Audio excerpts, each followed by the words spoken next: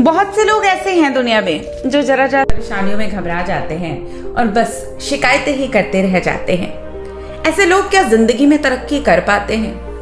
याद रखिए, सिर्फ वही पत्थर भगवान की मूर्ति में बदलता है जो तराशे जाने की हद तक गुजरता है, जो छेनी हथौड़ी की मार सहता रहता है, वरना ऐसे अनेकों अनगढ़े पत्थर लोगों के पैरों के नीचे रौंदे जाते हैं। आप अपनी तुलना अपने कष्टों में उस घोड़े से करिए जिसका मालिक उसे रेस जिताना चाहता है। घोड़े को चाबुक मारता है और घोड़ा सोचता है कि मेरा मालिक मुझे क्यों मार रहा। यदि मालिक मार रहा है और आप दौड़ नहीं रहे तो इसका मतलब आप वहीं हार गए। और यदि आपका मालिक आपको दुख दे रहा है, तकलीफ दे रहा है और उसके बावजूद भी आप उसका शुक्रिया अदा कर जिंदगी को और जद्दोजहद के साथ जीने के लिए आगे बढ़ पड़ते हैं, तो बस वहीं से शुरुआत हो जाती है आपके सफल होने की। तो आज बात करेंगे एक कहानी की जो निश्चित रूप से व्यक्तियों के लिए है जो जिंदगी की परेशानियों से घबराकर कभी हार नहीं मानते हैं और कैसे वो जिंदगी में सफलता प्राप्त करते हैं। तो ये कहानी है रघु नाम के एक लड़के की। उसके माता पिता नहीं थे, वो मंदिर में ढोलक बजाया करता था और बस उसी से अपना गुजारा करता था।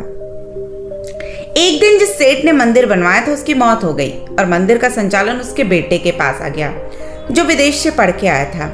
अब उसने एक नियम बना दिया कि मंदिर का कोई भी कर्मचारी अंगूठा छाप नहीं होना चाहिए।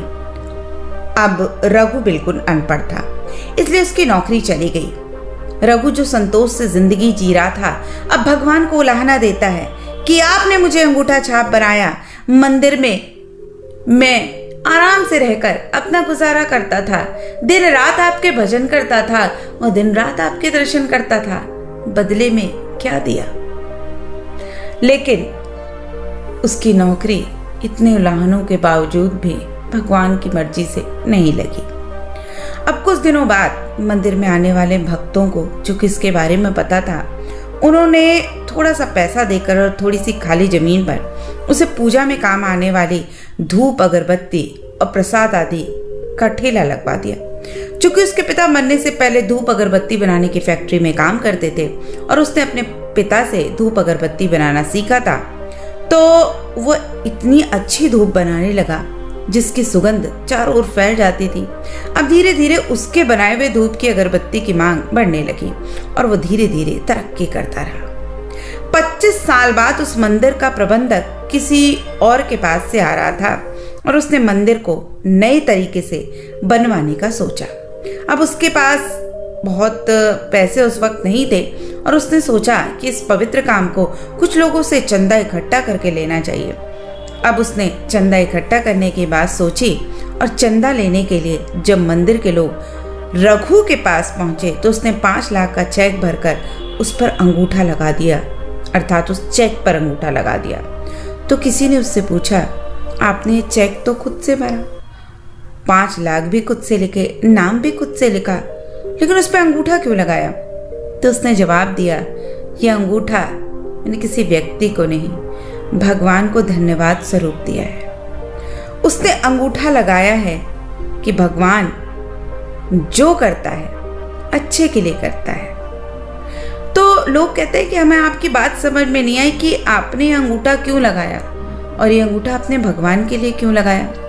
तो उसने बताया कि जिस मंदिर के लिए वो लोग चंदा मांगने आए हैं, एक समय वो उस मंदिर में ढोलक बजाता था और अंगूठा छाप होने की वजह से उसे मंदिर से निकाल दिया गया।